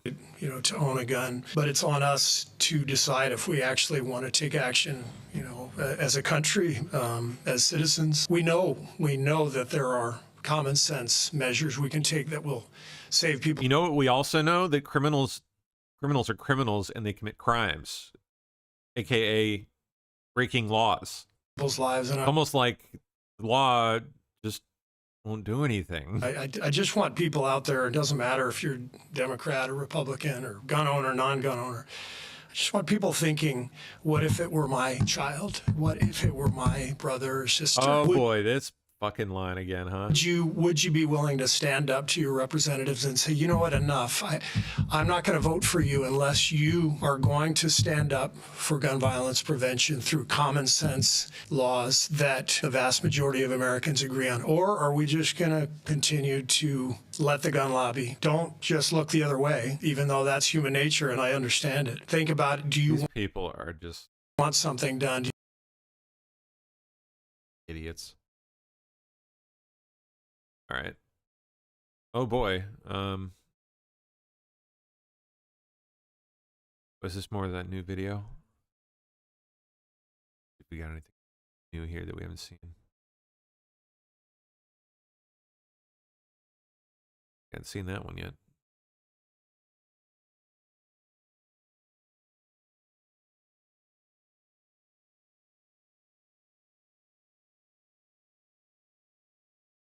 They have made as big of a clusterfuck as humanly possible of this whole Brown University thing. That, like, the police chief, like, what a joke. You can't even speak fucking English, and he's a retard. To say nothing of all the other sanity in us. And then there's this one. Lady named Jennifer Welch says everybody needs to boycott CBS News because they interviewed Erica Kirk. Oh, this is the Mamdani wacko. Okay, so Botox bimbo. Okay, so during this Barry Weiss CBS takeover, and her first town hall is to roll out Erica Kirk. Mind you, we have so many problems in our country right now. You have massive financial, economic burdens for so many working class Americans. You have inflation out the wazoo, healthcare, all of these things. And she is bringing out Erica Kirk, and it's all they've covered for a week straight at CBS News. And somehow I doubt that. Listen up, listener. We have agency and we have autonomy. Everybody needs to boycott CBS News. They do not get to just come in. We have agency and autonomy. Everyone needs to do what I say. And say journalism doesn't matter anymore. We are going to do a propaganda channel. Well, they can do it, but they can't do it without our money. They cannot do it without our money. They cannot do it if we apply pressure to those advertisers. All of these fascists and all of these oligarchs think they control us, and it's our turn to remind them that we control them. Without our money, you're nothing. Absolutely nothing. Look at what happened with Jimmy. And of course, to do that, you have to let her control you. Kimmel. And do everything she says. Or else. Nick Reiner held on suicide watch after arrest on suspicion of killing parents. Yep. That's what he looks like now, huh? Yikes. All right, well, that does it for me. We're actually like a couple minutes over here. Oopsie. Well, I'm just going to drop on out here and let my lady get to it. Handovers get awkward with us. Like echoes and stuff. So, all right, love y'all. Had fun. Hope you guys have a great rest of your night, and I will see you all tomorrow morning.